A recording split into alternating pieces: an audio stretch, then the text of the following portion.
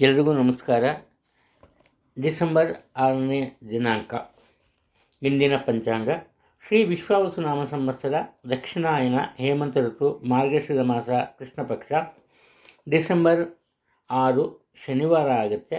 ಬಿದಿಗೆ ರಾತ್ರಿ 12 ಗಂಟೆ 44 ನಿಮಿಷದವರೆಗೂ ಇದೆ. ಆ ನಂತರ ತರಿಗೆ ಆರಂಭ ಆಗುತ್ತೆ. ಮೃಗಶಿರ ನಕ್ಷತ್ರ ಬೆಳಗ್ಗೆ 11 ಗಂಟೆ 49 ನಿಮಿಷದವರೆಗೂ ಇದೆ. ಆನಂತರ ಆರ್ದ್ರ ನಕ್ಷತ್ರ ಆರಂಭ ಆಗುತ್ತೆ. ಇನ್ನು ಶುಭಯೋಗ ತೈತಿಲಕರ್ಣ, ಸಾಧ್ಯಯೋಗ ಉಪರಿಯಲ್ಲಿ ಇದೆ.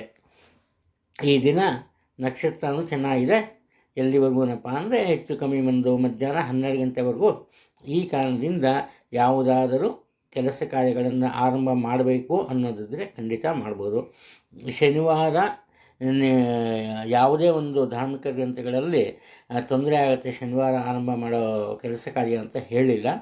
ಆದರೆ ಏನಪ್ಪ ಅಂದರೆ ನಿಧಾನಗತಿಯಲ್ಲಿ ನಡೆಯುತ್ತೆ. ನೀವು ಅಂದ್ಕೊಂಡಷ್ಟು ಸುಲಭವಾಗಿ ಅದು ಪೂರೈಸಲ್ಲ, ಸ್ವಲ್ಪ ನಿಧಾನವಾಗುತ್ತೆ ಅಷ್ಟೇ. ಅದರಿಂದಾಗೋ ತೊಂದರೆ. ಇನ್ನು ಇಂದಿನ ಮತ್ತೊಂದು ವಿಶೇಷತೆ ಏನಪ್ಪ ಅಂದರೆ ಈ ವಿರೂಪಾಕ್ಷ ಸ್ವಾಮಿ ಪೂಜಾಫಲ ಮಹೋತ್ಸವ. ವಿರೂಪಾಕ್ಷ, ಅದಕ್ಕೆ ಕೆಲವರು ಮಾತ್ರ ಅದಕ್ಕೆ ಪೂಜೆ ಮಾಡ್ತಾರೆ. ನಾವು ವಿರೂಪಾಕ್ಷನ ಬದಲಾಗಿ ನಾವು ಮನೇಲಿ ಏನಪ್ಪ ಮಾಡ್ಬೋದು, ಅಥವಾ ಈ ಶಿವನ ಗುಡಿಗೆ ಸಹ ಹೋಗ್ಬೋದು. ಹೋಗಿ ಬಿಲ್ವಪತ್ರೆಯನ್ನು ಕೊಡ್ತು ಅಂದರೆ ನಮ್ಮ ಮನಸ್ಸಿನ ಆಸೆ ಆಕಾಂಕ್ಷೆಗಳು ಸುಲಭವಾಗಿ ನೆರವೇರುತ್ತೆ. ಯಾವುದೇ ಒಂದು ತೊಂದರೆ ಇಲ್ಲ. ಶನಿವಾರ ಆದ ಕಾರಣ ಸಾಧ್ಯವಾದಷ್ಟು ಈ ಆಂಜನೇಯನ ದೇವಸ್ಥಾನಕ್ಕೆ ಭೇಟಿ ಮಾಡಿ. ಮೃಗಶಿರ ನಕ್ಷತ್ರ ಇದೆ.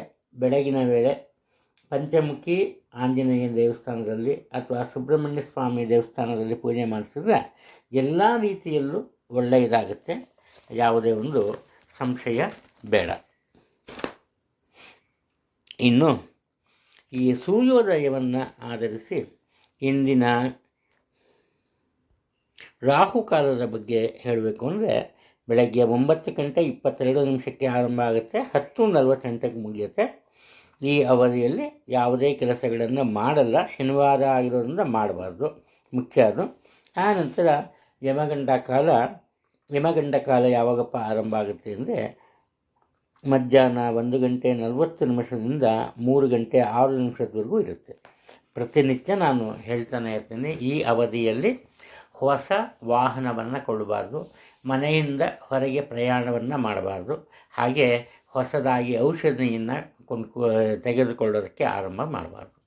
ಇನ್ನು ಆರಂಭವಾಗಿರೋ ಕೆಲಸ ಕಾರ್ಯಗಳನ್ನು ಮುಂದುವರಿಸ್ಕೊಂಡು ಹೋಗಿ ಏನೂ ತೊಂದರೆ ಇಲ್ಲ. ಯಾವುದೇ ರೀತಿಯ ಒಂದು ಹಿನ್ನಡೆ ಅದರಲ್ಲಿ ಉಂಟಾಗಲ್ಲ. ಆದರೆ ಆಗಲೇ ಹೇಳಿದಾಗೆ ಸ್ವಲ್ಪ ನಿಧಾನಗತಿಯಲ್ಲಿ ಸಾಗುತ್ತೆ. ಅದರಿಂದ ಹೆಚ್ಚಿನ ಶ್ರದ್ಧೆಯನ್ನು ವಹಿಸಬೇಕು, ಮರಿಬೇಡಿ. ಈ ದಿನದ ಬ್ರಹ್ಮ ಮುಹೂರ್ತ ಅಥವಾ ಬ್ರಾಹ್ಮಿ ಮುಹೂರ್ತ ಬೆಳಗಿನ ಜಾವ 4 ಗಂಟೆ 48 ನಿಮಿಷಕ್ಕೆ ಆರಂಭವಾಗಿ 5 ಗಂಟೆ 38 ನಿಮಿಷಕ್ಕೆ ಮುಗಿಯುತ್ತೆ. ಅಭಿಜಿತ್ ಮುಹೂರ್ತ ಬೆಳಗ್ಗೆ 11:48ರಿಂದ 12:34ವರೆಗೂ ಇದೆ. ಇನ್ನು ಗೋಧೂಳಿ ಮುಹೂರ್ತ ಸಂಜೆ 5:50ರಿಂದ 6:16ವರೆಗೂ ಇದೆ. ಅಮೃತಕಾಲ ಸಂಜೆ 9:18ರಿಂದ ರಾತ್ರಿ 43. ಇದು ಈ ಬೆಳಗಿನ ಒಂದು ವೇಳೆಯಲ್ಲಿ 5:13ರಿಂದ 6:29 ಈ ವೇಳೆಯಲ್ಲಿ ಯಾವುದೇ ಒಂದು ಕೆಲಸ ಕಾರ್ಯಗಳನ್ನು ಆರಂಭ ಮಾಡ್ಬೋದು. ಯಾವುದಕ್ಕೆ ಸಂಬಂಧಪಟ್ಟಿದ್ದಪ್ಪ ಅಂದರೆ ದೇವರಿಗೆ ಸಂಬಂಧಪಟ್ಟಿದ್ದು ಮಾಡ್ಬೋದು. ಇನ್ನು ಒಳ್ಳೆಯ ವೇಳೆ ಇಂದಿನ ವಿಚಾರಕ್ಕೆ ಬಂದಾಗ ಮಧ್ಯಾಹ್ನ 2:05ರಿಂದ 2 ಗಂಟೆ 50 ನಿಮಿಷದವರೆಗೂ ಇದೆ. ಇಷ್ಟು ಮುಖ್ಯವಾದ್ದು. ಮತ್ತೊಂದೇನಪ್ಪ ಅಂದರೆ ದುರ್ಮುಹೂರ್ತ ಅಂತ, ಯಾವ ಅವಧಿಯಲ್ಲಿ ನಾವು ಯಾವುದೇ ಕೆಲಸ ಮಾಡಬಾರ್ದು ಅನ್ನೋದಿದ್ದರೆ ಬೆಳಗ್ಗೆ 6:29ರಿಂದ 7:15, ಹಾಗೆ ಈ 7:15ರಿಂದ 8, ಒಟ್ಟಾರೆ 6:30ರಿಂದ 8 ಗಂಟೆಯವರೆಗೂ ಯಾವುದೇ ಕೆಲಸ ಕಾರ್ಯಗಳನ್ನು ಮಾಡಬಾರ್ದು. ಇದ್ರ ಬಗ್ಗೆ ಸ್ವಲ್ಪ ಎಚ್ಚರಿಕೆಯನ್ನು ವಹಿಸೋದು ಒಳ್ಳೆಯದು. ಇದು ಇಂದಿನ ವಿಚಾರ. ಎಲ್ರಿಗೂ ಒಳ್ಳೆಯದಾಗಲಿ, ಒಳ್ಳೆಯದಾಗತ್ತೆ. ಎಲ್ಲಿಯವರೆಗೂ ನಾವು ಒಬ್ಬರಿಗೆ ಒಳ್ಳೆಯದನ್ನು ಮಾಡ್ತೀವೋ ಅಲ್ಲಿವರೆಗೂ ದೇವರು ನಮಗೆ ಯಾವುದೋ ಒಂದು ರೀತಿಯಲ್ಲಿ, ಯಾವುದೋ ಒಂದು ರೂಪದಲ್ಲಿ ಬಂದು ಖಂಡಿತ ಸಹಾಯವನ್ನು ಮಾಡ್ತಾನೆ. ಅದರಲ್ಲಿ ಸಂಶಯ ಬೇಡ. ಇನ್ನು ಇಂದಿನ ರಾಶಿ ಫಲದ ಬಗ್ಗೆ ಸ್ವಲ್ಪ ಗಮನವನ್ನು ಹರಿಸೋಣ. ಮೇಷರಾಶಿಯವರು ಅವರ ಒಂದು ಮನಸ್ಸು ತುಂಬ ಒಳ್ಳೆಯದು, ಅವರ ಯೋಚನೆಗಳು ಸಹ ತುಂಬ ಒಳ್ಳೆಯದೇ ಆಗಿರುತ್ತೆ. ಆದರೆ ಏನಪ್ಪ ಆಗುತ್ತೆ ಅಂದರೆ ಅವರಿಗೆ ತಿಳಿಯದಂತೆ ಕೆಲವು ಅನುಚಿತ ವರ್ತನೆಗಳು ಅಥವಾ ಅನುಚಿತ ಕೆಲಸ ಕಾರ್ಯಗಳನ್ನು ಮಾಡ್ತಾರೆ. ಕಾರಣ ಏನಪ್ಪ ಅಂದರೆ ಇವರಲ್ಲಿರೋ ಅತಿಯಾದಂತಹ ಆತ್ಮವಿಶ್ವಾಸ ಒಂದು. ಎರಡನೇದು ಒಂದು ಹಠದ ಸ್ವಭಾವ. ನಾನು ಹೇಳಿದಾಗೆ ಆಗಬೇಕು, ನಾನು ಹೇಳಿದ್ದೇ ಮಾಡಬೇಕು, ನಾನು ಗೆಲ್ಲೇಬೇಕು, ಇಂತಹ ಮನೋಭಾವನೆ ಇರುತ್ತೆ. ಇದು ಮತ್ತೊಂದು ತಪ್ಪಾದ ವಿಚಾರ ಏನಪ್ಪ ಇವರ ಬಗ್ಗೆ ಅಂದರೆ ಆತುರದ ಬುದ್ಧಿ. ಈ ಮೂರು ವಿಚಾರದಿಂದ ಇವರು ಇವತ್ತು ಸ್ವಲ್ಪ ಕಷ್ಟಕ್ಕೆ ಸಿಲುಕುವ ಸಂದರ್ಭ ಇದೆ.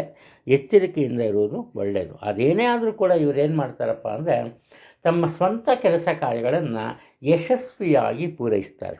ಅದರಲ್ಲಿ ಏನೇ ಕಷ್ಟ ಬಂದರೂ ಸೋಲೋದಂತೂ ಇಲ್ಲ. ಆದರೆ ಇವರಿಗೆ ಈ ಹಣಕಾಸಿನ ವಿಚಾರಕ್ಕೆ ಬಂದಾಗ ಮಾತ್ರ ಇವರ ನಿರೀಕ್ಷೆ ಸ್ವಲ್ಪ ದೊಡ್ಡ ಮಟ್ಟದಲ್ಲಿರುತ್ತೆ. ಇವತ್ತು ಆ ಮಟ್ಟದಲ್ಲಿ ಹಣವನ್ನು ಸಂಪಾದನೆ ಮಾಡೋಕ್ಕಾಗಲ್ಲ. ಆದ್ದರಿಂದ ನಿರಾಶೆಯೂ ಇರುತ್ತೆ. ಆ ನಿರಾಶೆ ಕೋಪದ ರೀತಿಯಲ್ಲಿ ಈಚೆ ಬರುತ್ತೆ. ಈ ಕಾರಣದಿಂದ ತಮ್ಮ ಸುತ್ತಮುತ್ತಲಿನ ಜನರ ಮೇಲೆ ಅನಗತ್ಯವಾಗಿ ಸಿಟ್ಕೋತಾರೆ. ಕುಟುಂಬದಲ್ಲೇ ಇದೇ ಕೆಲಸ ಮಾಡ್ತಾರೆ. ಆದ್ದರಿಂದ ಕುಟುಂಬದಲ್ಲಿ ಸ್ವಲ್ಪ ಕಾಲ ಗಂಭೀರದ ವಾತಾವರಣ ಇರುತ್ತೆ. ಇನ್ನು ಉದ್ಯೋಗ ಸ್ಥಳದಲ್ಲಿ ಏನಪ್ಪ ಮಾಡ್ತಾರೆ ಅಂದರೆ ಈ ಸೋಲಿನ ವೇಳೆ ಅಲ್ಲಿ ಆ ಜಾಗದಿಂದ ಬೇರೆ ಕಡೆ ಹೋಗ್ತಾರೆ. ಬೇರೆಯವ್ರ ಮೇಲೆ ಕೋಪ ಮಾಡ್ಕೊಬೋದು, ಅವರ ಒಂದು ವಿರೋಧವನ್ನು ಕಟ್ಕೊಬೋದು, ಅವೆಲ್ಲ ಮಾಡಲ್ಲ. ಬುದ್ಧಿವಂತಿಕೆ ನಿರ್ಧಾರವನ್ನು ತಗೋತಾರೆ. ಅಲ್ಲಿಂದ ಇವರು ಬೇರೆ ಕಡೆ ಹೊರಟೋಗ್ತಾರೆ.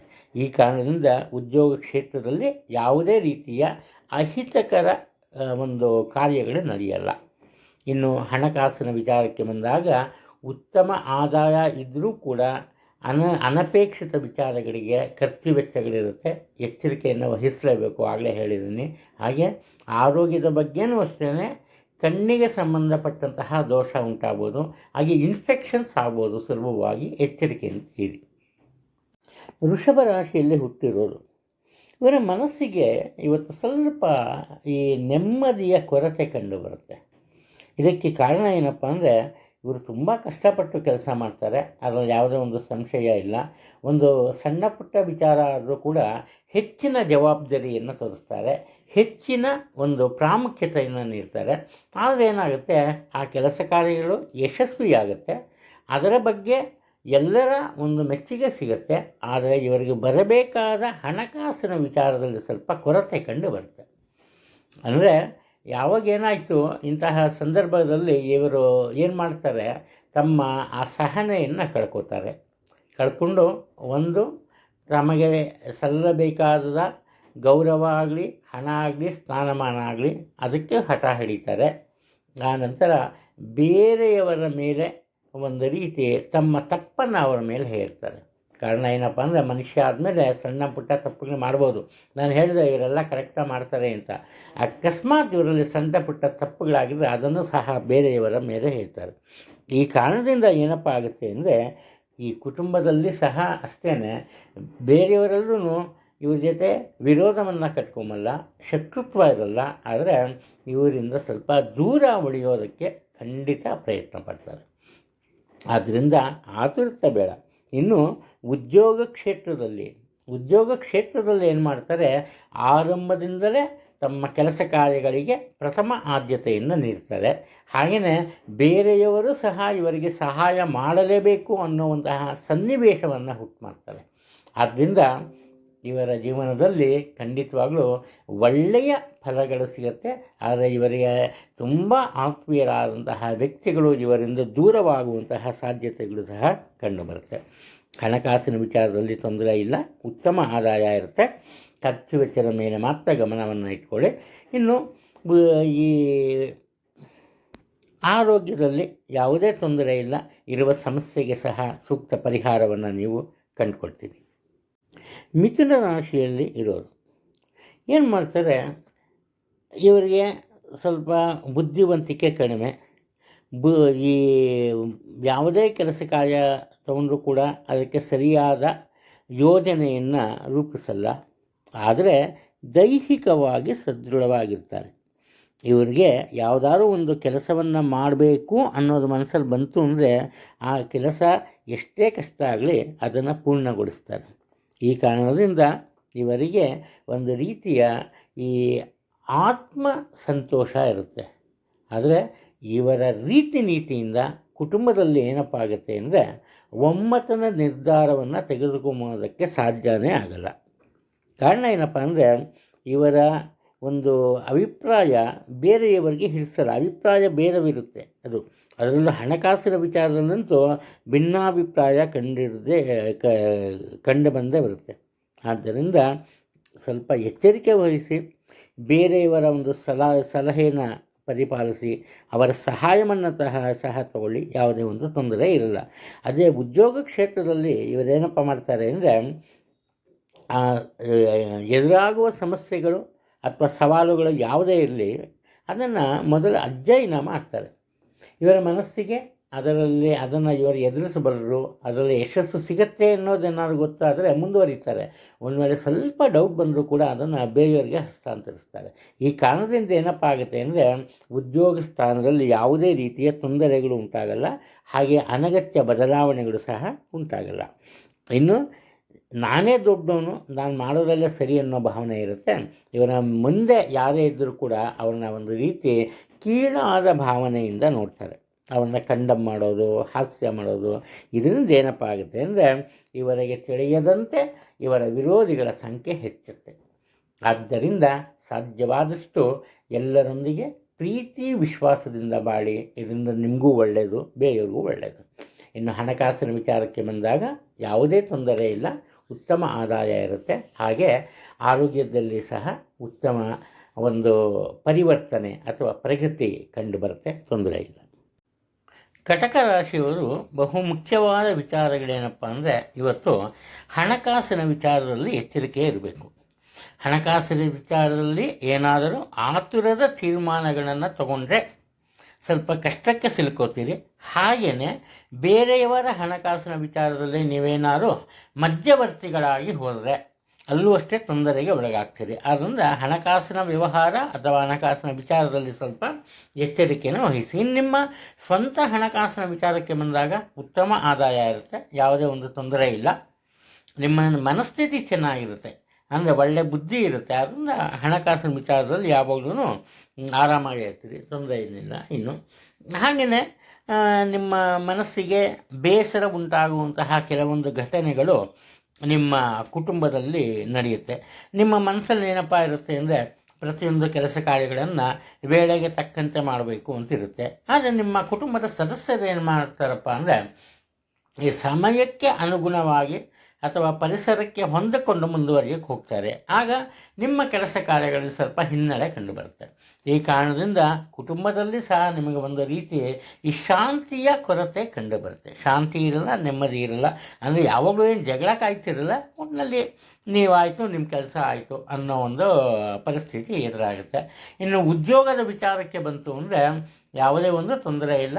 ನೀವು ಆತುರದಿಂದಾನೇ ಕೆಲಸವನ್ನು ಆರಂಭಿಸ್ತೀರಿ, ಆದರೆ ಎಲ್ಲೂ ತಪ್ಪಾದ ನಿರ್ಣಯಗಳನ್ನು ತೆಗೆದುಕೊಂಬಲ್ಲ. ನಿಮಗೂ ತೊಂದರೆ ಆಗಲ್ಲ, ಹಾಗೆ ಬೇರೆಯವ್ರಿಗೂ ತೊಂದರೆ ಆಗಲ್ಲ. ಈ ರೀತಿ ಆ ಪರಿಸ್ಥಿತಿಯನ್ನು ನಿಭಾಯಿಸ್ಕೊಂಡು ಹೋಗುವಂತಹ ಒಂದು ಈ ಚತುರತೆ ನಿಮ್ಮಲ್ಲಿ ಇರುತ್ತೆ.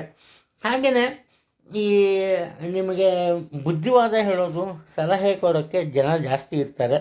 ಅದನ್ನೆಲ್ಲ ಒಪ್ಕೊಂಬಕ್ಕೆ ಹೋಗಬೇಡಿ, ಎಚ್ಚರಿಕೆ ಇರಲಿ. ಆರೋಗ್ಯದ ವಿಚಾರದಲ್ಲಿ ಯಾವುದೇ ತೊಂದರೆ ಇಲ್ಲ, ಆದರೆ ಈ ನೆಗ್ಲಿಜೆನ್ಸ್ ಇರಬಾರ್ದು ಅಷ್ಟೆ. ಸಿಂಹ ರಾಶಿಯಲ್ಲಿ ಹುಟ್ಟಿರೋರು ಏನು ಮಾಡ್ತಾರೆ, ತಮ್ಮ ಸ್ವಂತ ಕೆಲಸ ಕಾರ್ಯಗಳ ಬಗ್ಗೆ ಹೆಚ್ಚಿನ ಆಸಕ್ತಿಯನ್ನು, ಹೆಚ್ಚಿನ ಒಲವನ್ನು ತೋರಿಸ್ತಾರೆ. ಹಾಗೆ ಎರಡನೇದಾಗಿ ಸ್ವಲ್ಪ ಹಠದ ಬುದ್ಧಿ ಇರುತ್ತೆ. ಅಂದರೆ ನಾವು ಹೇಳಿದ್ದೇ ಆಗಬೇಕು, ತಾವು ಮಾಡಿದ್ದೇ ಮಾಡಬೇಕು, ಬೇರೆಯವರೆಲ್ಲರೂ ನಿಮ್ಮ ಮಾತನ್ನು ಕೇಳಬೇಕು, ಈ ರೀತಿ ಇರುತ್ತೆ. ಹಾಗೆಯೇ ಒಳ್ಳೆಯದಾಗಲಿ ಕೆಟ್ಟದಾಗಲಿ, ಇವನು ಒಳ್ಳೆಯದಾದರೂ ಕೂಡ ಬೇರೆಯವರು ನಿಮಗೇನಾದ್ರು ಸಲಹೆ ಸೂಚನೆಯನ್ನು ಕೊಡೋಕ್ಕೆ ಬಂದಾಗ ನೀವು ಅದನ್ನು ಖಂಡಿತವಾಗ್ಲೂ ಒಪ್ಪಕ್ಕೆ ಹೋಗಲ್ಲ. ಈ ಕಾರಣದಿಂದ ನಿಮ್ಮ ಮನಸ್ಸಿನಲ್ಲಿ ಇಲ್ಲದೆ ಹೋದ್ರೂ ಏನಾಗುತ್ತೆ, ಅಚಾನಕ್ಕಾಗಿ ಆಕಸ್ಮಿಕವಾಗಿ ನಿಮ್ಮಿಂದ ನಿಮ್ಮ ಸೋದರರ ಅಥವಾ ಸೋದರಿಯರ ಕೆಲಸ ಕಾರ್ಯಗಳಲ್ಲಿ ತೊಂದರೆ ಎದುರಾಗುತ್ತೆ. ಅದಕ್ಕೆ ನೀವೇನೇ ಪ್ರತ್ಯಕ್ಷವಾಗಿ ಅಥವಾ ಪರೋಕ್ಷವಾಗಿ ಕಾರಣರಾಗ್ತೀರಿ. ಈ ಕಾರಣದಿಂದ ಧೈರ್ಯಗಿಡಬಾರ್ದು. ಏನೇ ಎದುರಾದರೂ ಕೂಡ ಆತ್ಮವಿಶ್ವಾಸ ಇರಬೇಕು. ವಿಶ್ವಾಸದಿಂದ ಬರೋ ಸವಾಲುಗಳನ್ನು ನೀವು ಎದುರಿಸಿದ್ರೆ ಯಾರಿಗೂ ತೊಂದರೆ ಆಗಲ್ಲ. ಕುಟುಂಬದಲ್ಲಿ ನೀವೇನೇ ತಪ್ಪು ಮಾಡಿದ್ರು ಏನು ಮಾಡ್ತಾರೆ ಅಂದರೆ ಅದನ್ನು ಮರ್ತೋಗ್ತಾರೆ. ಅದರಿಂದ ಕುಟುಂಬದಲ್ಲಿ ಶಾಂತಿ ಇರುತ್ತೆ. ನೀವು ಅಷ್ಟೇ ಸಂತೋಷದಿಂದ ಇರ್ತೀರಿ, ಯಾವುದೇ ಒಂದು ತೊಂದರೆ ಇಲ್ಲ. ಇನ್ನು ಉದ್ಯೋಗ ಕ್ಷೇತ್ರದಲ್ಲಿ ಏನಪ್ಪ ಮಾಡ್ತೀನಿ ಅಂದರೆ ಈ ಕುಟುಂಬದಲ್ಲಿ ತೋರಿಸೋ ಒಂದು ಆ ಧೈರ್ಯವನ್ನು ಉದ್ಯೋಗದಲ್ಲಿ ತೋರಿಸಲ್ಲ. ಕಾರಣ ಏನಪ್ಪ ಅಂದರೆ ನಾವು ಹಠ ಮಾಡಿದ್ರೆ ಬೇರೆಯವ್ರಿಗೆ ಏನು ಬೇಸರ ಆಗುತ್ತೋ ಅಥವಾ ಬೇರೆಯವ್ರು ಏನಾದರೂ ನಮಗೆ ತೊಂದರೆಯನ್ನು ಕೊಟ್ಟರೆ ಏನು ಮಾಡೋದು ಅನ್ನೋ ಒಂದು ಅಂಜಿಕೆ ಮನಸ್ಸಿನಲ್ಲಿ ಇರುತ್ತೆ. ಆದ್ದರಿಂದ ಉದ್ಯೋಗದಲ್ಲಿ ಆತ್ಮವಿಶ್ವಾಸವನ್ನು ಬೆಳೆಸ್ಕೊಂಡೋಗಿ ನಿಮ್ಮ ಕೆಲಸ ಕಾರ್ಯಗಳನ್ನು ಬೇರೆಯವರ ಸಹಾಯ ಇಲ್ಲದೇ ಕೂಡ ನೀವು ಮಾಡಬಲ್ಲರಿ. ಅದನ್ನು ನೆನಪಲ್ಲಿ ಇಟ್ಕೊಂಡಿರಿ. ನಿಧಾನಗತಿಯಲ್ಲಿ ಮುಂದುವರಿಸಿ, ಬೇಡ ಏನು ತೊಂದರೆ ಇಲ್ಲ. ಹಠದ ಗುಣ ಬೇಡ. ಹಣಕಾಸಿನ ವಿಚಾರದಲ್ಲಿ ಯಾವುದೇ ತೊಂದರೆ ಉಂಟಾಗಲ್ಲ. ಉತ್ತಮ ಆರೋಗ್ಯ ನಿಮಗಿರುತ್ತೆ. ಆದರೆ ಆತ್ಮವಿಶ್ವಾಸ ತುಂಬ ಮುಖ್ಯ. ಕನ್ಯಾ ರಾಶಿಯಲ್ಲಿ ಹುಟ್ಟಿರೋರು, ಇಲ್ಲಿ ಏನಾಗುತ್ತೆ, ನೀವು ಆರಾಮಾಗಿರ್ತೀರಿ, ಸಂತೋಷವಾಗೇ ಇರ್ತೀರಿ. ನಿಮ್ಮ ಕೆಲಸ ಕಾರ್ಯಗಳೆಲ್ಲ ಸುಗಮವಾಗಿ ನಡ್ಕೊಂಡು ಹೋಗ್ತಾ ಇರುತ್ತೆ. ನೀವು ಕುಟುಂಬದ ಇತರ ಸದಸ್ಯರ ಬಗ್ಗೆ ಗಮನನೇ ಕೊಡೋಕ್ಕೆ ಹೋಗಲ್ಲ. ಆದರೆ ಇಲ್ಲಿ ಏನಪ್ಪ ಆಗುತ್ತೆ ಅಂದರೆ ಮುಖ್ಯವಾಗಿ ನಿಮ್ಮ ತಾಯಿಯವರಿಗೆ ಅನಾರೋಗ್ಯದ ತೊಂದರೆ ಉಂಟಾಗುತ್ತೆ. ಅಥವಾ ಅವರು ಉದ್ಯೋಗಸ್ಥರಾಗಿದ್ದರೆ ಅವರ ಉದ್ಯೋಗದಲ್ಲಿ ಅನಿರೀಕ್ಷಿತ ವಿರೋಧಗಳು ಅಥವಾ ಅನಿರೀಕ್ಷಿತವಾದ ಬೆಳವಣಿಗೆಯಿಂದ ಇವರ ಒಂದು ಅಭಿವೃದ್ಧಿ ಕುಂಠಿತಗೊಳ್ಳುತ್ತೆ. ಈ ಕಾರಣದಿಂದ ಅವರು ಸ್ವಲ್ಪ ಮನಸ್ಸಿಗೆ ಹೆಚ್ಚಾಗಿ ತಗೊಂಬೋದ್ರಿಂದ ಅವರ ಆರೋಗ್ಯದಲ್ಲಿ ಏರುಪೇರು ಉಂಟಾಗುತ್ತೆ. ಇನ್ನು ನಿಮ್ಮ ಮನೆಯ ವಿಚಾರ, ಕುಟುಂಬದ ವಿಚಾರ ಬಂದಾಗ ಯಾವುದೇ ಒಂದು ತೊಂದರೆ ಇಲ್ಲ. ಆದರೆ ನೀವು ದಿಟ್ಟತನದಿಂದ ಒಂದು ಸರಿಯಾದ ನಿರ್ಧಾರವನ್ನು ತಗೊಂಬಲ್ಲ. ಇವಾಗಿರೋ ಒಂದು ನಿರ್ಧಾರವನ್ನು ಪದೇ ಪದೇ ಬದಲಿಸ್ತೀರಿ. ಅದರಿಂದ ಕುಟುಂಬದ ವಿಚಾರಗಳು, ಕುಟುಂಬದ ಕೆಲಸ ಕಾರ್ಯಗಳು ಸುಗಮವಾಗಿ ನಡ್ಕೊಂಡು ಹೋಗಲ್ಲ. ಅನೇಕ ಕೆಲಸ ಕಾರ್ಯಗಳು ಹಾಗೆ ನಿಂತೋಗುತ್ತೆ. ಅದೇ ಉದ್ಯೋಗ ಕ್ಷೇತ್ರದಲ್ಲಿ ಏನಪ್ಪ ಆಗುತ್ತೆ ಅಂದರೆ ಅಲ್ಲೂ ಸಹ ಅಷ್ಟೇ, ನೀವು ಒಂದು ಅರೆ ಮನಸ್ಸಿನಿಂದ ನಿಮ್ಮ ಮನಸ್ಸಿನಲ್ಲಿ ನಿಮ್ಮ ಗುರಿ ಇರುತ್ತೆ, ಯಾವುದೋ ಒಂದು ಕೆಲಸ ಮಾಡಬೇಕು, ಆ ಕೆಲಸದಿಂದ ನಿಮಗೆ ಅನುಕೂಲ ಆಗಬೇಕು ಅಂತ. ಆದರೆ ನಿಮಗೆ ಅರೆ ಮನಸ್ಸಿರುತ್ತೆ, ಅದನ್ನು ಮಾಡಲೋ ಬೇಡವೋ, ಮಾಡಿದ್ರೆ ಏನಾಗುತ್ತೋ ಏನೋ, ಈ ರೀತಿ ಒಂದು ರೀತಿ ಈ ಆತ್ಮವಿಶ್ವಾಸದ ಕೊರತೆ ಸಹ ನಿಮಗೆ ಕಾಡುತ್ತೆ. ಈ ಕಾರಣದಿಂದ ಉದ್ಯೋಗ ಕ್ಷೇತ್ರದಲ್ಲಿ ನಿಮ್ಮ ಜವಾಬ್ದಾರಿಗಳನ್ನು ನೀವು ಎಂದಿನಂತೆ ಪಾಲಿಸ್ಕೊಂಡು ಹೋಗೋಕ್ಕಾಗಲ್ಲ. ಇದರಿಂದ ನಿಮ್ಮ ಸಹೋದ್ಯೋಗಿಗಳು ಸುಮ್ಮನೆ ಇದ್ದರೂ ಕೂಡ, ನಿಮ್ಮ ಮೇಲೆ ಗೌರವ ಪ್ರೀತಿಯನ್ನು ತೋರಿಸಿದ್ರು ಕೂಡ, ನಿಮ್ಮ ಹಿರಿಯ ಅಧಿಕಾರಿಗಳೇನಪ್ಪ ಮಾಡ್ತಾರೆ ಅಂದರೆ ನಿಮ್ಮ ಕೆಲಸ ಕಾರ್ಯಗಳನ್ನು ಖಂಡಿಸ್ತಾರೆ. ಆದ್ದರಿಂದ ನಿಮಗೆ ಬೇಸರ ಸಹ ಆಗುವಂತಹ ಸಾಧ್ಯತೆಗಳಿವೆ. ಹಣಕಾಸಿನ ವಿಚಾರಕ್ಕೆ ಬಂದಾಗ ಉತ್ತಮ ಆದಾಯ ಇರುತ್ತೆ. ಖರ್ಚು ವೆಚ್ಚದ ವಿಚಾರಕ್ಕೆ ಬಂದಾಗ ಎಚ್ಚರಿಕೆ ಇರಲಿ. ಎಚ್ಚರ ತಪ್ಪಿದರೆ ಹೆಚ್ಚಿನ ಖರ್ಚು ನಿಮ್ಮ ಪಾಲಿಗೆ ಬಂದೇ ಬರುತ್ತೆ. ತುಲಾ ರಾಶಿಯಲ್ಲಿ ಹುಟ್ಟಿರೋರು ಇವರೇನು, ನೀವೇನು ಮಾಡ್ತೀರಿ, ತುಂಬ ಬುದ್ಧಿವಂತಿಕೆಯಿಂದ ನಿಮ್ಮ ಕೆಲಸ ಕಾರ್ಯಗಳನ್ನು ಆರಂಭ ಮಾಡ್ತೀರಿ. ನೋಡ್ತೀರಿ, ಯಾವುದೋ ಒಂದು ಇವಾಗ ಕುಟುಂಬದ ವಿಚಾರನೇ ಆಗಲಿ, ಯಾವುದೋ ಒಂದು ಜವಾಬ್ದಾರಿ, ಆ ಜವಾಬ್ದಾರಿನ ಮನೆ ಮಂದಿ ಎಲ್ಲ ಕೂತ್ಬಿಟ್ಟು ಯಾರು ಮಾಡ್ತೀರಿ ಅಂತ ಕೇಳ್ತಾರೆ. ಕುಟುಂಬದಲ್ಲಿ ದೊಡ್ಡವರು ನೀವು ಯೋಚನೆ ಮಾಡ್ತೀರಿ, ಇದನ್ನು ಮಾಡೋಕ್ಕಾಗತ್ತಾ ಅಂತ. ಯಾವಾಗ ಅದು ಅಸಾಧ್ಯ ಅನ್ನೋದು ನಿಮ್ಮ ಮನಸ್ಸಲ್ಲಿ ಬರುತ್ತೆ, ಬುದ್ಧಿವಂತಿಕೆಯಿಂದ ಅಲ್ಲಿ ಜಾಗ ಖಾಲಿ ಮಾಡ್ತೀರಿ, ಆ ಜವಾಬ್ದಾರಿಯಿಂದ ದೂರ ಉಳಿತೀರಿ. ಇದನ್ನು ನಾವು ಇಂಗ್ಲೀಷ್ನಲ್ಲಿ ಏನಪ್ಪ ಹೇಳ್ಬೋದು ಅಂದರೆ ಎಸ್ಕೇಪಿಸಮ್ ಅಂತ ಹೇಳ್ತೀವಲ್ಲ, ಹಾಗೆ. ಅಂದರೆ ನಿಮ್ಮ ಮನಸ್ಸು ಒಂದೇ, ಕೆಲಸ ಕಾರ್ಯ ಮಾಡಬೇಕು, ಆದರೆ ಆ ಕೆಲಸ ಕಾರ್ಯ ಸುಲಭವಾಗಿ ನಡ್ಕೊಂಡು ಹೋಗಬೇಕು. ಯಾವುದೇ ರೀತಿಯ ತೊಂದರೆಗಳು ಎದುರಾಗಬಾರ್ದು. ಈ ರೀತಿ ಸವಾಲುಗಳಿಂದ ದೂರ ಉಳಿತೀರಿ, ಜವಾಬ್ದಾರಿಗಳಿಂದ ದೂರ ಉಳಿತೀರಿ. ಈ ಕಾರಣದಿಂದ ಕುಟುಂಬದ ಸದಸ್ಯರ ಜೊತೆ ನಿಮಗೆ ಉತ್ತಮ ಒಡನಾಟ ಉಂಟಾಗೋದಕ್ಕೆ ಸಾಧ್ಯ ಆಗಲ್ಲ. ಬೇರೆಯವರು ನೇರವಾಗಿ ನಿಮ್ಮನ್ನು ನಿಂದಿಸ್ತಾರೋ ಇಲ್ವೋ, ಅವರ ಮನಸ್ಸಿನಲ್ಲಿ ನಿಮ್ಮ ಬಗ್ಗೆ ಒಳ್ಳೆಯ ಅಭಿಪ್ರಾಯ ಖಂಡಿತವಾಗ್ಲೂ ಇರಲ್ಲ. ಈ ಕಾರಣದಿಂದ ಸಾಧ್ಯವಾದಷ್ಟು ಪ್ರತಿಯೊಬ್ಬರ ಜೊತೆ ಹೊಂದಿಕೊಂಡು ಬಾಳಿ, ಒಮ್ಮತ ಇದ್ದರೆ ಪ್ರತಿಯೊಂದನ್ನು ಜಯಿಸ್ಬೋದು. ಆದರೆ ಇದೇ ರೀತಿ ನೀವು ಉದ್ಯೋಗ ಸ್ಥಾನದಲ್ಲಿ ಮಾಡೋಕ್ಕೆ ಸಾಧ್ಯನೇ ಆಗಲ್ಲ. ನಿಮಗೆ ಎಷ್ಟೇ ಸೋಂಬೇರಿತನ ಇರಲಿ, ನಿಮಗೆ ಎಷ್ಟೇ ಹಿಂಜರಿಕೆ ಇರಲಿ, ನಿಮ್ಮ ಕೆಲಸ ಕಾರ್ಯಗಳನ್ನು ನಿಗದಿತ ಅವಧಿಯಲ್ಲಿ ನೀವು ಮಾಡಲೇಬೇಕಾಗತ್ತೆ. ಅಂತಹ ಒಂದು ಪ್ರಭಾವಕ್ಕೆ ಮಣಿತೀರಿ. ನಿಮ್ಮ ಹಿರಿಯ ಅಧಿಕಾರಿಗಳು ಎದುರು ಕಡೆ ನಿಂತು ನಿಮ್ಮಿಂದ ಕೆಲಸವನ್ನು ತಗೋತಾರೆ. ಇದರಿಂದ ಏನಾಗುತ್ತೆ, ನಿಮ್ಮ ಬಗ್ಗೆ ನಿಮಗೆ ಒಂದು ರೀತಿ ಹೆಮ್ಮೆ ಉಂಟಾಗುತ್ತೆ. ಅಂದರೆ ನಾನು ಇಂತಹ ಕೆಲಸ ಮಾಡಬಲ್ಲೆ ಅಂತ. ಇದರಿಂದ ನಿಮ್ಮ ಜೀವನದಲ್ಲಿ ಒಂದು ಹೊಸ ತಿರುವು ಪಡೆಯುವಂತಹ ಸಾಧ್ಯತೆಗಳಿವೆ. ಇನ್ನು ಹಣಕಾಸಿನ ವಿಚಾರಕ್ಕೆ ಬಂದಾಗ ನಿರೀಕ್ಷಿತ ಆದಾಯ ಇರುತ್ತೆ, ಆದರೆ ನಿಧಾನಗತಿಯಲ್ಲಿ ನಿಮಗೆ ಆದಾಯ ದೊರೆಯುತ್ತೆ. ಖರ್ಚು ವೆಚ್ಚಗಳ ಬಗ್ಗೆ ಯೋಚನೆ ಮಾಡಿ, ಅಷ್ಟೇನು ಖರ್ಚು ಮಾಡಲ್ಲ ನೀವು ಸುಲಭವಾಗಿ. ವೃಶ್ಚಿಕ ರಾಶಿಯಲ್ಲಿ ಹುಟ್ಟಿರೋರು ಏನು ಮಾಡ್ತೀರಿ, ನೀವು ನೋಡೋದಕ್ಕೆ ತುಂಬ ಶಾಂತರಂತೆ ಕಾಣ್ತೀರಿ. ತುಂಬ ಗಂಭೀರವಾದ ಸ್ವಭಾವ, ಸದಾ ನಗನಗ್ತಾ ಇರ್ತೀರಿ. ನಿಮ್ಮನ್ನು ನೋಡ್ತಾರೆ ಈ ಕುಟುಂಬದ ಜನರೇ ಅಂತ ಅನ್ಕೊಂಬೋಣ, ಕುಟುಂಬದ ಸದಸ್ಯರೇ ಅಂತ ಅನ್ಕೊಂಬೋಣ. ಅವ್ರ ಮನಸ್ಸಲ್ಲಿ ಬರುತ್ತೆ, ಓ ಇವನು ಇವತ್ತು ನಗನಗ್ತಾ ಇದ್ದಾನೆ, ನಮ್ಮ ಕೆಲಸ ನಾವು ಮಾಡಿಸ್ಕೋಬೋದು ಅಂತ ಯಾವುದೋ ಒಂದು ವಿಚಾರದ ಬಗ್ಗೆ ನಿಮ್ಮ ಜೊತೆ ಚರ್ಚೆ ಮಾಡೋಕ್ಕೆ ಬರ್ತಾರೆ. ನೀವೇನು ಮಾಡ್ತೀರಿ, ಅದನ್ನು ಶಾಂತವಾಗಿ ಚರ್ಚೆ ಮಾಡೋದಕ್ಕೆ ಆರಂಭ ಮಾಡ್ತೀರಿ. ಆದರೆ ನಿಮ್ಮಲ್ಲಿರುವ ಆ ಶಾಂತಿ ಸಹನೆ ತುಂಬ ಹೊತ್ತು ಉಳಿಯಲ್ಲ. ಪದೇ ಪದೇ ಅವರೇನಾದ್ರು ವಾದ ಮಾಡಿದ್ರೆ ಒಂದೇ ಸಲ ಒಳ್ಳೆ ಈ ಸಿಡಿಗುಂಡು ಅಂತಾರಲ್ಲ, ಆ ರೀತಿ ಮಾತಾಡೋಕ್ಕೆ ಶುರು ಮಾಡ್ತೀರಿ. ಇಲ್ಲೇನಾಗುತ್ತೆ, ನಿಮಗೆ ನಿಮ್ಮ ಮನಸ್ಸು ನಿಜಕ್ಕೂ ಹಾಲಿನಂಥದ್ದು, ಅಷ್ಟು ಶುಭ್ರವಾಗಿರುತ್ತೆ. ಆದರೆ ನಿಮ್ಮ ಬಾಯಿ, ನಿಮ್ಮ ಆಡು ಮಾತುಗಳು ಏನಾಗುತ್ತೆ, ಬೇರೆಯವರಲ್ಲಿ ನಿಮ್ಮ ಮೇಲೆ ಕೆಟ್ಟ ಅಭಿಪ್ರಾಯವನ್ನು ಮೂಡಿಸುತ್ತೆ. ಈ ಕಾರಣದಿಂದ ಮುಖ್ಯವಾಗಿ ಕುಟುಂಬದಲ್ಲಿ ಮಾತನ್ನು ಆಡುವ ಮುನ್ನ ಸ್ವಲ್ಪ ಯೋಚನೆ ಮಾಡಿ, ಆತುರತೆ ಬೇಡ. ಉದ್ಯೋಗ ಕ್ಷೇತ್ರದಲ್ಲಿ ಸಹ ಅಷ್ಟೇ ಇದೇ ರೀತಿಯಲ್ಲಿ ನಡ್ಕೋತೀರಿ. ಉದ್ಯೋಗದಲ್ಲಿ ನಿಮ್ಮ ಹಠಕ್ಕೆ ಯಾರೂ ಬಗ್ಗಲ್ಲ, ಆದರೆ ನೀವು ನಿಮ್ಮ ಹಠವನ್ನು ಬಿಡಲ್ಲ.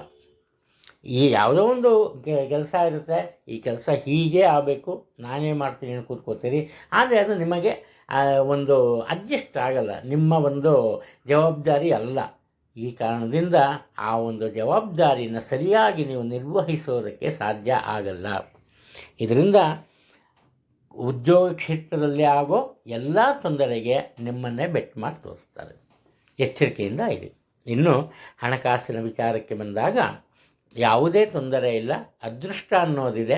ನಿಮಗೆ ಬೇಕಾದಷ್ಟು ಹಣವನ್ನು ನೀವು ಸರಳ ಮಾರ್ಗದಲ್ಲಿ ಸುಲಭವಾಗಿ ಸಂಪಾದಿಸ್ತೀರಿ, ತೊಂದರೆ ಇಲ್ಲ. ಇನ್ನು ಅನಾವಶ್ಯಕ ಖರ್ಚು ವೆಚ್ಚಗಳು ನಿಮ್ಮ ಹತ್ತಿರ ಸುಳಿಯೋದೇ ಇಲ್ಲ, ಯೋಚನೆ ಬೇಡ.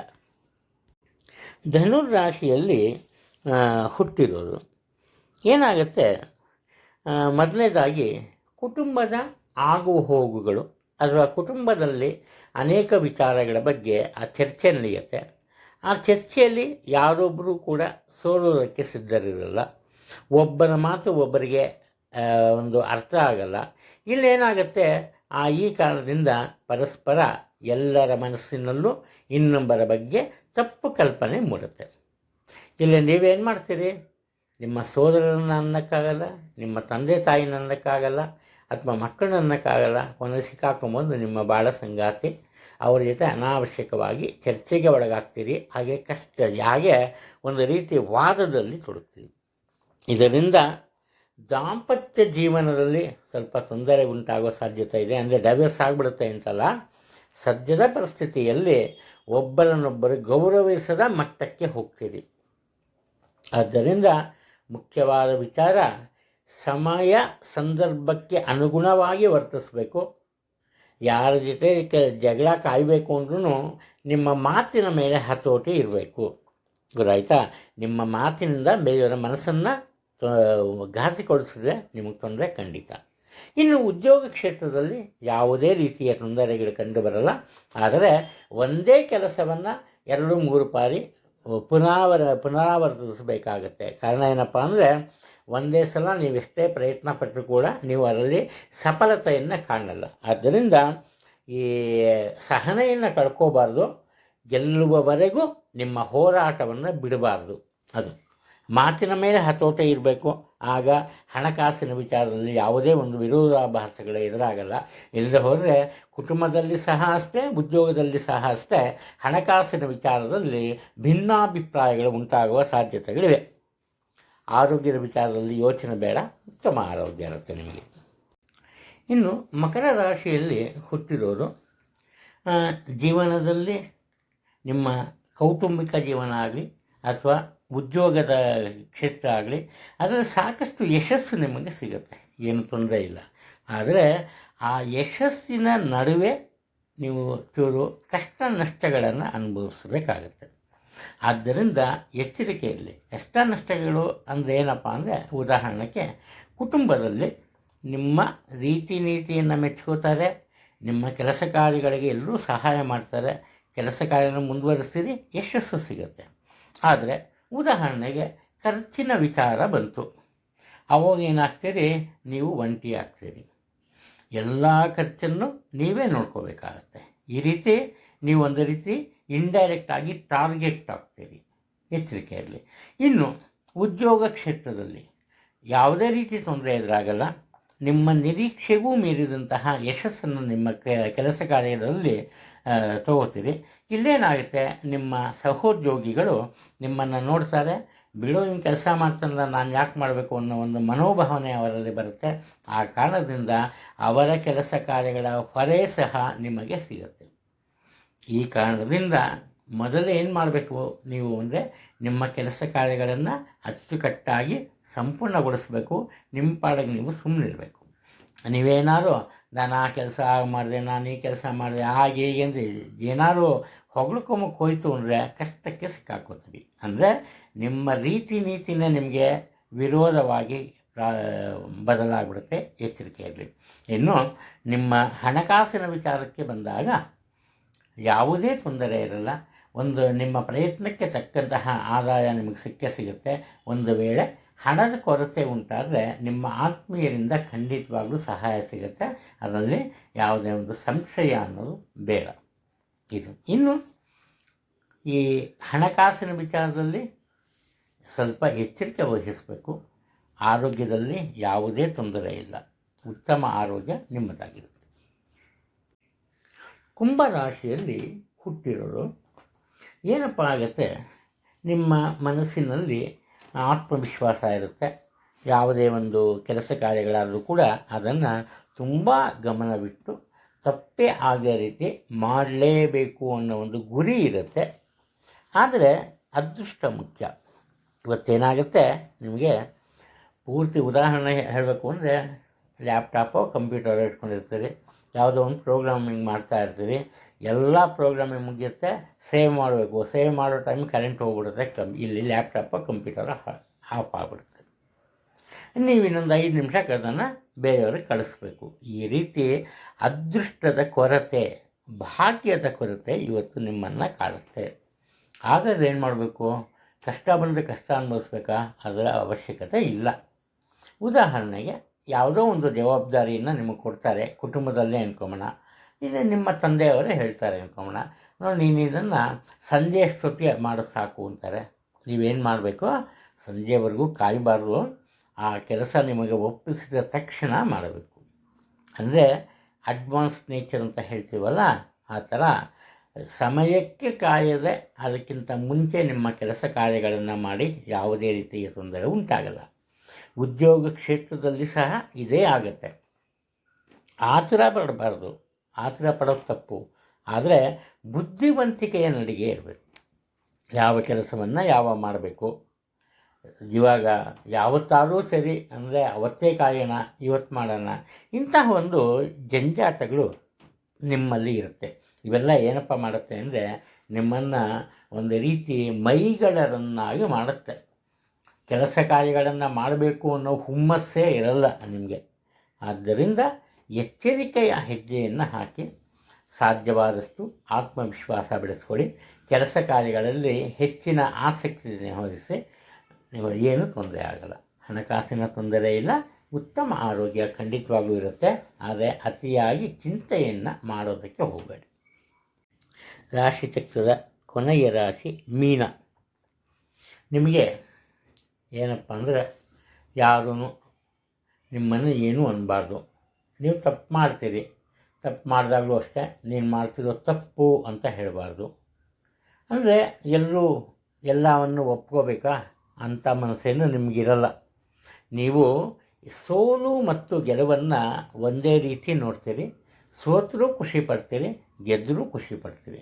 ಆದರೆ ಇಲ್ಲಾಗೋ ತೊಂದರೆ ಏನಪ್ಪ ಅಂದ್ರೆ, ಬೇರೆಯವರು ನಿಮ್ಮ ಬಗ್ಗೆ ಮಾತನಾಡುವಾಗ, ಅವರ ಅಭಿಪ್ರಾಯವನ್ನು ಕೊಡುವಾಗ ನಿಮ್ಮ ನಿರೀಕ್ಷೆ ಏನಿರುತ್ತಪ್ಪ ಅಂದರೆ ಗೌರವ ಮತ್ತು ಪ್ರತಿಷ್ಠೆ ಆಗಿರುತ್ತೆ. ಇಲ್ಲ ಎಲ್ಲರೂ ಪ್ರೀತಿ ವಿಶ್ವಾಸದಿಂದನೇ ಮಾತಾಡ್ಸೋಕ್ಕಾಗಲ್ಲ. ಹೊರಗಿನ ಜನರಿಂದ, ದೂರದ ಬಂಧು ಬಳಗದವರಿಂದ ನಿಮ್ಮ ಮನಸ್ಸಿಗೆ ಬೇಸರ ಉಂಟಾಗುವಂತಹ ಕೆಲಸ ಕಾರ್ಯಗಳು ಕುಟುಂಬದಲ್ಲಿ ನಡೆಯುತ್ತೆ. ಇನ್ನು ಬರೀ ಕುಟುಂಬದ ವಿಚಾರ ಇಷ್ಟ, ಇನ್ನೂ ಇದೆ ಉದ್ಯೋಗ ಕ್ಷೇತ್ರ.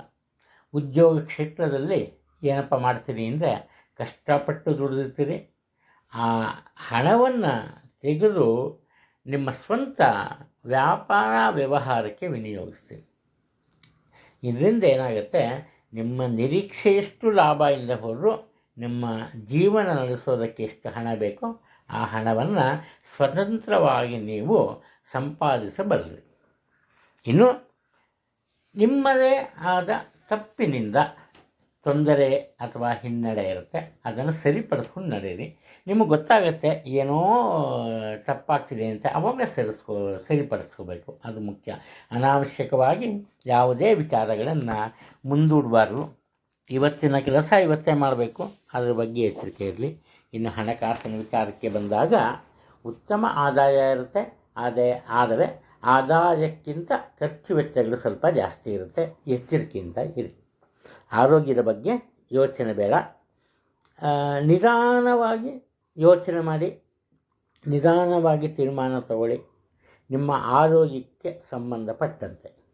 ಕಾರಣ ಏನಪ್ಪ ಅಂದರೆ, ಕೈ ಕಾಲುಗಳಲ್ಲಿ ಊತ ಬರೋದು, ಕಾಲುಗಳಲ್ಲಿ ಒಂದು ರೀತಿ ಈ ಎಳೆತ, ಅಂದರೆ ಇವಾಗ ಸ್ನಾಯುಗೆ ಸಂಬಂಧಪಟ್ಟಂತೆ ಹೇಳಕ್ಕೆ ಹೋಗ್ತೀರಿ, ಪಟ್ಟಂತ ಹಿಡ್ಕೊಬಿಡುತ್ತೆ. ಹಾಗೆಯೇ ಆ ರೀತಿ ಸೆಳೆತಗಳು ಉಂಟಾಗ್ಬೋದು. ಆದ್ದರಿಂದ ಸಣ್ಣಪುಟ್ಟ ತೊಂದರೆಗಳು ಆರೋಗ್ಯದ ವಿಚಾರದಲ್ಲಿ ದೊಡ್ಡ ಆಗುವಂತಹ ಸಾಧ್ಯತೆಗಳಿವೆ. ಆದ್ದರಿಂದ ಎಚ್ಚರಿಕೆಯಿಂದ ಇರೋದು ತುಂಬ ಒಳ್ಳೆಯದು. ನಮಸ್ಕಾರ. ಎಲ್ಲರಿಗೂ ಒಳ್ಳೆಯದಾಗುತ್ತೆ, ಒಳ್ಳೆಯದಾಗಲಿ. ಎಲ್ಲಿವರೆಗೂ ನಾವು ಒಬ್ಬರಿಗೆ ಒಳ್ಳೇದು ಮಾಡ್ತೀವೋ ಅಲ್ಲಿವರೆಗೂ ದೇವರು ಯಾವುದೋ ಒಂದು ರೂಪದಲ್ಲಿ ಬಂದು ನಮಗೆ ಖಂಡಿತವಾಗ್ಲೂ ಸಹಾಯ ಮಾಡ್ತಾನೆ. ಇದೇ ಇರುವ ವಿಚಾರದ ನಿಜಾಂಶ. ನಮಸ್ಕಾರ.